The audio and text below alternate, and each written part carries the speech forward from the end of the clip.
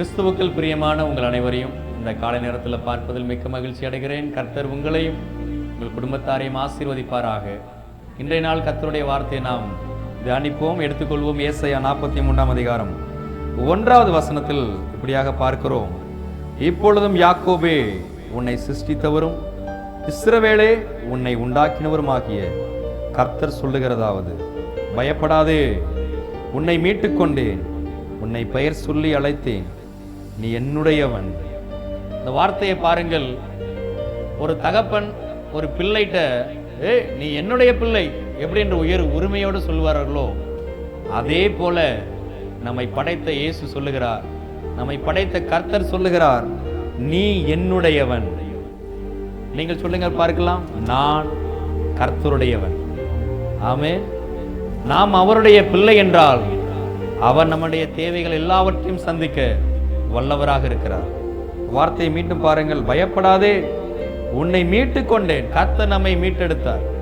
பாவத்தில் எல்லா துரோகமான துன்மார்க்கமான வாழ்க்கை இருந்தபோது கர்த்தர் நம்மை மீட்டெடுத்தார். ஒவ்வொரு சூழ்நிலையும் கர்த்தர் நம்மை மீட்டெடுக்கிறார். அவர் மீட்டெடுக்கிற தேவன். அவர் சொல்லுகிறார் பாருங்கள், உன்னை பெயர் சொல்லி அழைத்தேன். கர்த்தர் நமக்கு பெயர் வைத்து கர்த்தர் நம்மை அழைத்தார். அழைத்த தேவன் உண்மையுள்ளவராக என்றென்றும் சதா காலங்களில் நம்மோடு இருக்கிறார். இந்த நாளில் சில பேர் கலங்கி நின்றுக்கிறீங்க. என்னை பார்க்க யாருமே இல்லையே, என்னை கண்டுக்கல யாருமே இல்லையே, என் வாழ்க்கை இப்படியே போயிடுமா, என் நிலைமை இப்படியே இருக்குமா, என்னை யாராச்சும் ஏறெடுத்து பார்க்குறாங்களா அப்படின்னு நீங்கள் நினைக்கலாம். கர்த்தர் இன்னைக்கு உங்களை பார்த்து சொல்லுகிறார், நான் இருக்கிறேன். தகப்பனாக, உன் நண்பனாக, உனக்கு எல்லாம் செய்யக்கூடிய ஒரு வல்லவராக உன்னை படைத்த தகப்பன் நான் இருக்கிறேன்.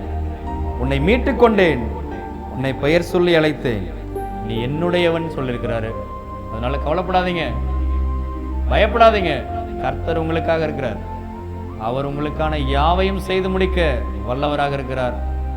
மீண்டும் சொல்லுகிறேன், கவலைப்படாதீங்க, பயப்படாதீங்க, திகிலடையாதீங்க. கர்த்தர் உங்கள் தகப்பன் உங்களோடு இருக்கிறார். உங்களை நடத்தி செல்வார். உங்களுடைய தேவனாக, உங்கள் தகப்பனாக உங்கள் கரம் பிடித்து வழிநடத்தி செல்வாராக. நாம் இணைந்து ஜெபிப்போமா?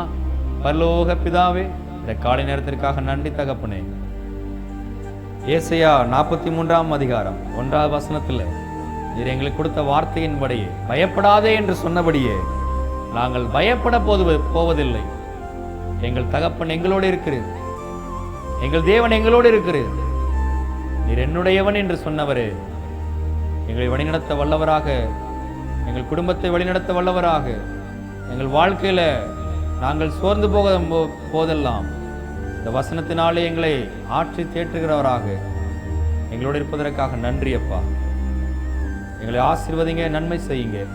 இயேசுவின் நாமத்தில் பிதாவே, ஆமென், ஆமென். பிரியமானவர்களே, கர்த்தர் உங்களை ஆசீர்வதிப்பாராக.